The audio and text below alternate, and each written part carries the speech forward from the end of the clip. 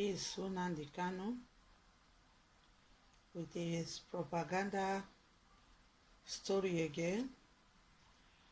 I would like the people of Nigeria, precise Edo people, to listen to Kanu story.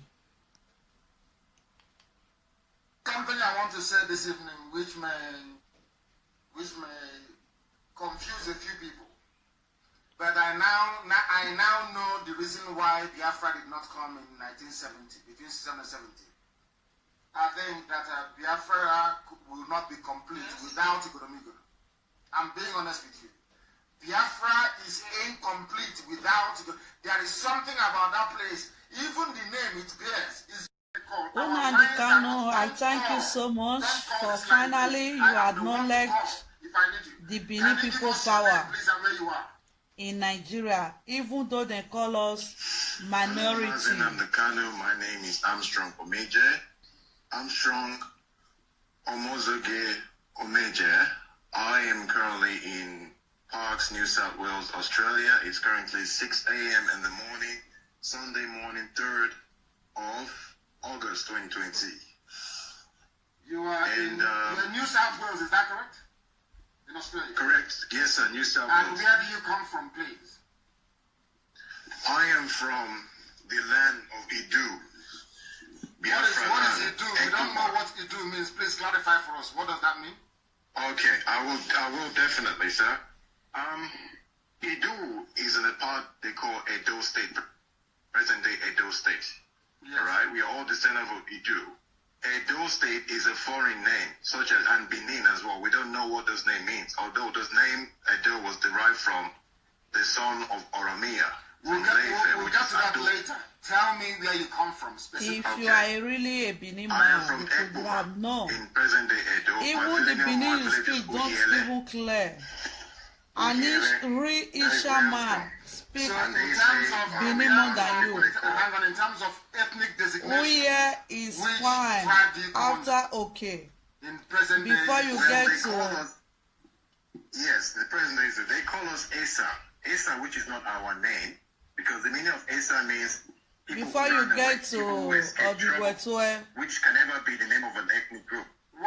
When you are coming from Owo, Uye is between Okay and Odigwetue before you get to the Ovia Northeast. The original name was Ubiaza, but now today is now known as Ubiaja. Although there is a village, one of the villages in the Esan land is called Ubiaja. Ubiaja sounds. However, do you know Ubiaja sounds Igbo? Are you aware of that? It is. I know that, sir. I absolutely know that because we have a very strong relationship together. We are brothers. We are the same people. However, who and who is the same people? Please clarify for me. Who and who are the same people? We and the Igbos and all Biafrans, we are all Biafrans. We have always been Biafrans right from the beginning. So you're telling me that Asian people are Biafran people? Is that what you're saying? Asian people are Biafran people. Even the Afema people are Biafran people too. The whole of Edo State is Biafra. Only the royal family and few families that moved from Ileife with them. Every part of Edo State is Biafra. Every part is, I will get to that. How many piece wrapper does your mother tie, if I may ask? Of course, two. It's not a new thing. Everybody knows that. Two-piece wrapper. Edo people, Nigeria people, I will want you to listen to this comment between Kanu and the man that is calling. We do have you should know that Edo culture, we don't have two wrapper as our culture. That in the beginning, I will show you how the Edo people dress. My people, as I was saying, you can see this dressing. This is how Benin people dress. So they say that Benin people tie two wrapper, that makes them to be a Benin people or Igodo Migodo. But as you can see, this Benin traditional wear. We don't tie two wrapper. Although we imitate other people, we tie two wrapper, but Benin traditional wear, this is how Benin dress traditionally, not two wrapper. As you people can see, this is another traditional wears. This how Benin people, real Benin EDG, from Igodomigodo time that is saying that man, this is how we dress. I don't see any reason that tying two wrapper will justify the custom or culture of a people. Benin, which means the land of vexation. The land of vexation, which is because a lot of things happened when they were invading that land. Ile Benin, then they corrupted to Benin, and then Benin, and then they added an N. It became Benin today. So those are Yoruba words. That's why we advise people in Benin to stop identifying themselves as Benin people, because that's not you their cannot identity. Advise anybody in Benin. Hold on a second, please. Are you aware that the head of every You cannot advise anybody in Benin, because seeing you talking, know that you don't even know your origin or know where you are coming from. The wise, responsible, honorable Benin people know their story and their culture. Not any individual come from anywhere to impose one tribe or one story upon Benin. Benin Oba is buried in Ile-Ife. Are you aware of that? Yes, I'm fully aware of that. The name is... Why is that? Why is that? Why would they bury the head of the Oba in Ile-Ife? Why? Why did they do that? Because that's their origin. That's where they came from. The Oba dynasty, everything they came from Ile-Ife. They buried, the name of the place they buried the Oba's head in Ile-Ife is Oru. It's called Oru Oba Ado in Ile-Ife. It's in Ile-Ife. It's there. It's not hidden. It's not a secret.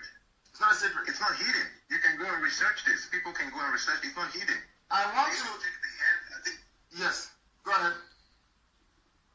They take the head there and leave the body in present-day Benin, and then they come back with a replica of that head and bury it in Benin, which tells you that they don't belong there. They're not from there. So the Oba. This is the case. So the Oba of Benin doesn't actually come from a land, so to speak. For this simply comment, I will want after a visit to Ife, you people met with the Oni. to listen to a prominent Benin man and the true story, confirmed, documented, the Conili coined as Oru Oba Ado. One could easily fault the authenticity of that place from the name. If the Yorubas have said all Obas of Benin heads were being buried from Obaeweka I, and history easily reminds us that the word Ado, which is Edo, was introduced as our national identity by the 12th old chronological order Oba of Benin, Obaeweka I. One could easily ask, what was the name of that place before Obaeweka the first became the Oba of Benin? Or was it a calculated move to project their supremacy ideas over Benin in the 20th century? In Benin history, it is well recorded where all our Obas were buried. All Obas of Benin from the time of Aewedon moved from Usama to Ogbe were all buried in Ogbe. Hence the parable, Aigwoba Ogbe, meaning none other than the Oba of Benin has his final repose in Ogbe soil. The four Obas of the kingdom known not to have enjoyed these unique rights since the reign of Obaewedo Ewai the First. At his death, his instructions were carried out faithfully. His remains were taken out of Benin City to Esi village in Oha River Basin, near the modern Siloko town. There, Ewai the Great, Oba of Benin, was interred. Number 2, Ehen Buddha, Ewai's great-great-grandson, who died by drowning in the Lekki Lagoon, the river Agan, on his way to Lagos, a settlement founded by his father, Oba Orogboa, the only Selo king that the Edos ever had. Number 3, Ahenkpae, deceived into exile to his native village of Igbosa in the Oriomon territories by the Benin City chiefs for his parsimony, his excessive stinginess. Number 4, Oba Voramen, who died in British exile in Calabar in January 1914 and who was officially buried there. Scientific proofs are usually more effectual than oral passage of history. Hence, details from scientific work are more authentic than other methods used in the passage of historical events. Frank Willett carried out an archaeological excavation on that so-called Oruomba Ado site, and it was found out that no human skeleton was buried there, other than materials likened to hermits, which date back to about 8th to 9th century. Before then, the Beninese recorded their history in acts, and this method was so effective that the Europeans attempted to destroy. They carted away these religious, spiritual, and historical pieces. The purported site where the Yorubas alleged was the final resting place of the Obas of Benin has since been discredited with more credible techniques of finding relics of historical past. The dating are quite far apart. Obaeweka reigned in the 12th century and not in the 8th or 9th century. As you people may see and understand the explanation of our honorable brother Amowie, this is the clarification of that Oruomba Ado, not what Nnamdi Kanu and his Sewases are saying. I just want to make you people understand what is going on. In the hundreds and published in the 1903. The extract states as such: Watum, which they mistook for Uwaton, was the head center of the court Malaku, which is Olokun, the spirit big rivers, North Creek. Listen to Nnamdi Kanu. Follow the truth. Wherever the truth leads us is where we go to. Please tell me, there is something that the monarch said at a function which I want the whole world to hear, please. From his mouth, please. I'll get back to you, please. I'm going to cut you off and I'm going to get back to you so the whole world can hear this, please. Let's start from the beginning. Aspirations and the history of the Benin people. Yes. Historians all agree that Odudu has said his son Oromia. The Oba of Benin with his own mouth is saying that historians agree that Oromian came from Ile-Ife to Benin today. Disagreed at one point in their history that we never went to Ife. But we always said that the boy or the child that came with us from Ife Oromia, his father is a Benin man. And the Yorubas doesn't want to talk about Oduduwa and where he came from, other than the fact that he fell from heaven. Alright, because when you don't have facts to back up history, you start to propagate, you start to give mythological identity to a real person. So I think that's what happened. First, I want to make it clear that The only relationship that the Benins and the Yorubas had was that we gave them their first king, and in return, the first king, who was Oduduwa, brought his son back to Benin. That started the second dynasty. Otherwise, everything that Yoruba has in terms of almost all the structured kings of Yoruba ancestry traces their ancestry to Oduduwa. It therefore means that most of the prominent kings in Yoruba land ancestrally Benin.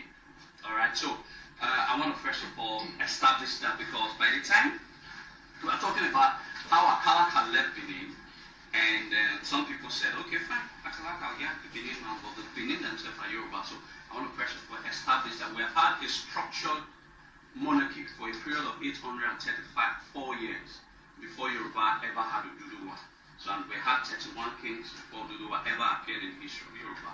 So I wonder how the people who had close to 900 years of history, structured leadership, goes to a foreign land to take a people who have no leader to come and lead over them. So it just doesn't make sense. So Benin's, other than we gave them Oduduwa, Benin's don't have any other relationship to do with the Yoruba people. So first I needed to establish that, because I seen some of our brothers argue on Facebook as though Benin coming from Yoruba land. So I wanted to do that first. Now,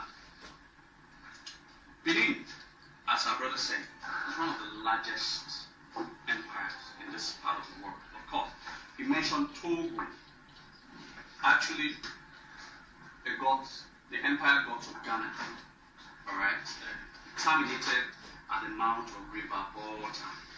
So when you stretch it down from River Volta down to River Forcados to Bayelsa, it's almost taking half of the entire West Africa. So our ancestors dominated almost half of the entire West Africa.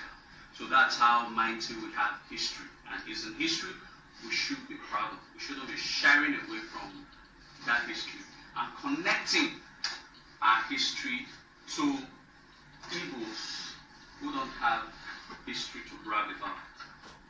They don't have history. They're trying to force this whole Inri priests, some set of priests who were never really kings, who never had a kingdom, nothing of having ever to build an empire. So these are some of the things that we must look critically. We understand that for whatever the British structure this country to favor some ethnic nationalities as against us.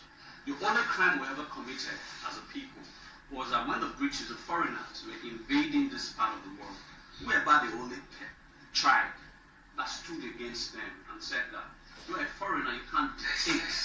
Today is Igurumiguru. The Oba opened his mouth and said that the Oba sent his son, Oromiyan, to Benin. Listen, please. At the request of elders of Benin to return to them as ruler of their realm, Oromiyan's stay in Benin may have been short, but before he left, a child was born to him. Oromiyan came, met a very beautiful Biafran woman, and gave birth to a son. Are you listening? Please. Are you listening? These are pure facts. This is coming from the mouth of, I think, what's his stomach? Please, I want to respect and give him his proper, his eminence. This is the Oba of Benin. Please, from his mouth. They came, the Oromiyan, a Yoruba man came, impregnated a Biafran woman in Benin, today's Benin, and gave birth to a son. Let's listen.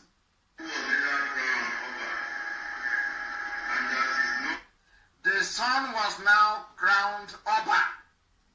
Listen, please. Listen very, very carefully. I beg of you. Before he left, a child was born to him. The child was born. Who was later crowned Oba. And that is known today, as Eweka the First. Eweka the First. They are clapping on Eweka the First. Is a product of Yoruba and Igbo, so to speak. The first Oba of Benin is a product of Yoruba and Igbo. The name is Eweka, which sounds even because the mother gave birth and named the child Eweka, which is an Igbo name. This is from the mouth of the Oba of Benin. Please listen.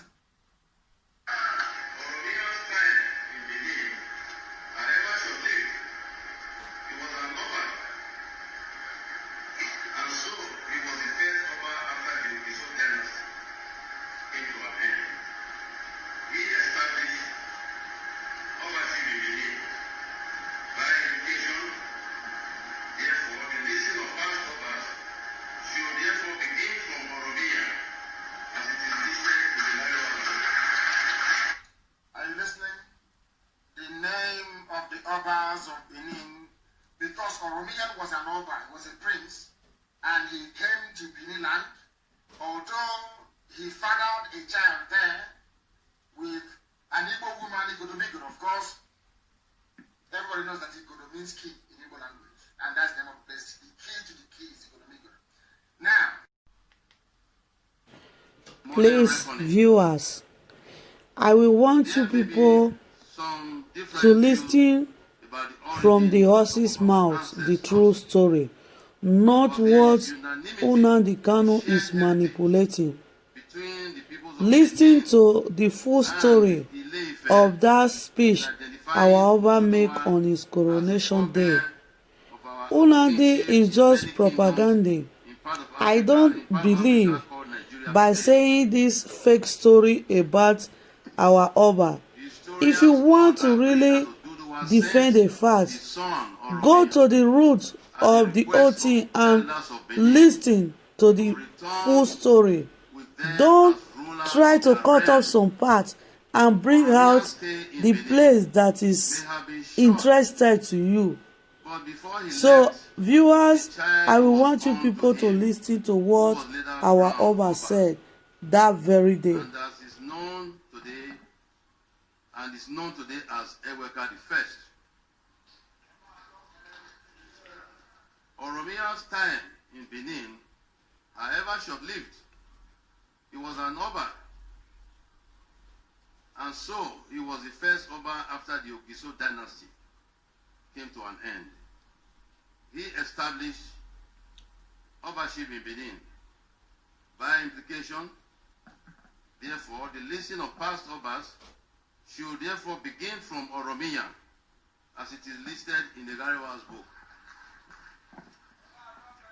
Short history of Benin, actually making my revered father 39th Oba that reigned in Benin, if the listing is counted from and should be counted from Oromiya. I therefore stand before you today as the 40th Oba of Benin.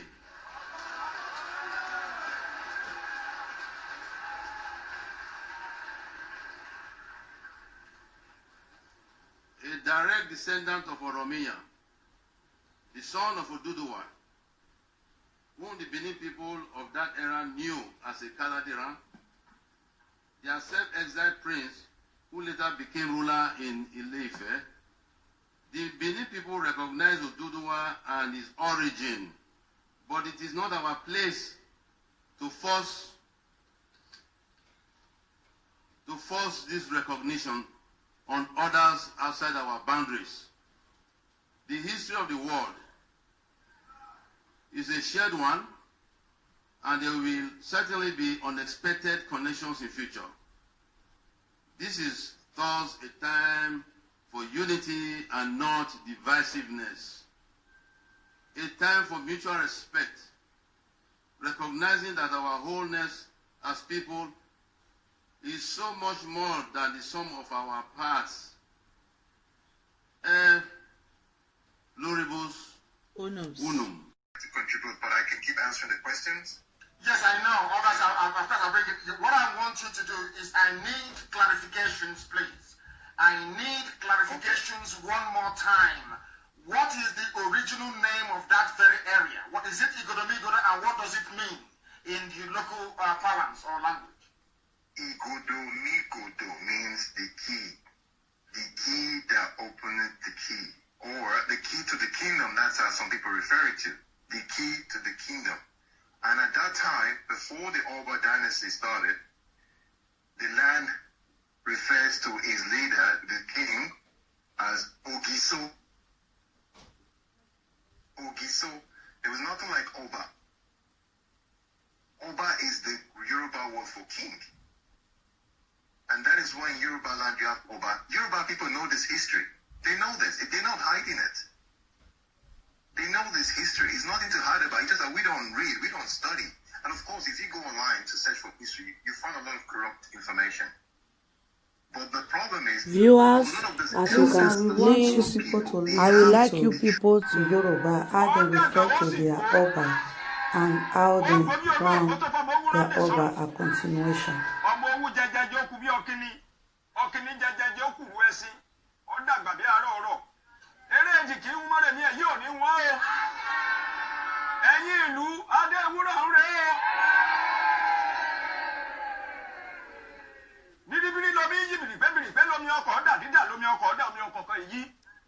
èyí tá a gbé fún ọ lónìí kò ní wọ́n o torí tí má lè tí má rí tìmọ́tìmọ́ lálá máa mọ̀ tọwọ́ tẹsẹ̀ nkẹlẹ̀bẹ́ mọ́ gànà yóò mọ ọ lórí ọ̀pẹ̀ ń bẹ̀ ó gbó ọ̀tọ̀ ìrùkẹ̀rẹ̀ ọ̀dọ̀ kìíní máa lọ́wọ́ o ọ̀jẹ̀ gbọ́ ọ̀jẹ̀ tọ́ kábíyèsí o kábíyèsí.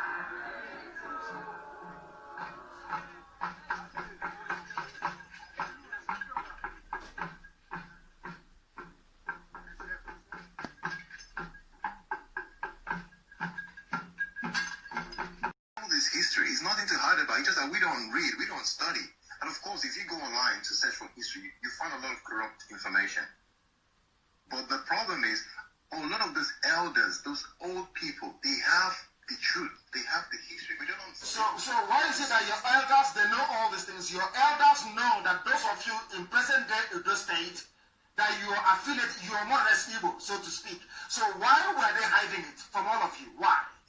Why would somebody from Edo say, I'm not Igbo? Why would they say such a thing? Why? The thing is that a lot of these people don't know these three things. And those elders that know are all scared. Because if you talk in Edo States, right, they've implemented that mental sense of people being very scared.